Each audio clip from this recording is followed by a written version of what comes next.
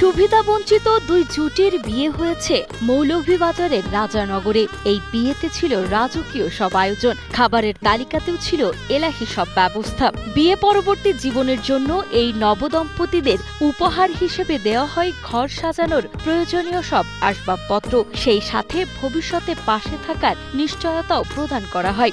আপনারা সবাই আমার লাগি দোয়া করতা, বাকিটা জীবন যাতে আমরা সুখে শান্তিতে থাকতে পারি, এটাই আপনাদের কাছে আমার আশা। আমার জামাই নাই, স্বামী নাই, আমি বড় হয়ে পড়ছি, তারা আমার সাহায্য করি, বিদেশি হলে লন্ডন হলে বিয়া দিয়া দিয়েছেন আমার ঘুরিয়ে দিব।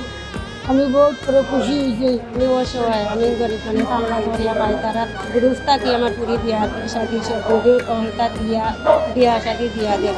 এখন আমার পুরী সুখে শান্তি খাই। বিয়ের যাবতীয় ব্যয়ভারের এই গুরুদায়িত্ব নিয়েছে একটি স্বেচ্ছাসেবী সংগঠন, যাদের ইচ্ছা ছিল বাবাহীন কন্যাদের সুন্দর ভবিষ্যৎ নিশ্চিত করা। আমরা আজকে দুটো মেয়ের বিয়ে সম্পূর্ণ করতে পারতেছি।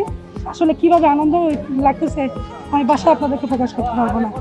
আগামীতে আমরা 8 থেকে 10টি মেয়ের দেওয়ার টার্গেট নিচ্ছি। আপনারা যদি আমাদের পাশে থাকেন তাহলে সবই সম্ভব। ইস্তারি ঈদের সময় পাঞ্জাবি সালামি কত কিছু দেওয়ার আমরা প্রদর্শনী দিব।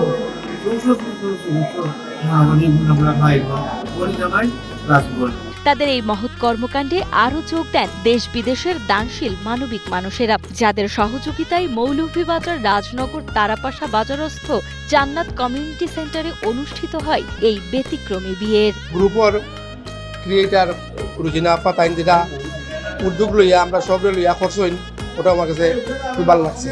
এবার 3টা মেয়ের আয়োজন করা হয়েছে, ভবিষ্যতে আমরা আরো বেশি চেষ্টা করবো।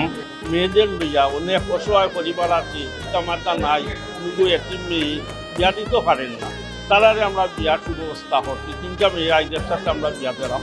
একসাথে বিবাহ অনুষ্ঠান করার লাগিয়া আসলে আমরা নিজেরা এই গ্রুপের সদস্য হিসাবে প্রাউড ফিল করি।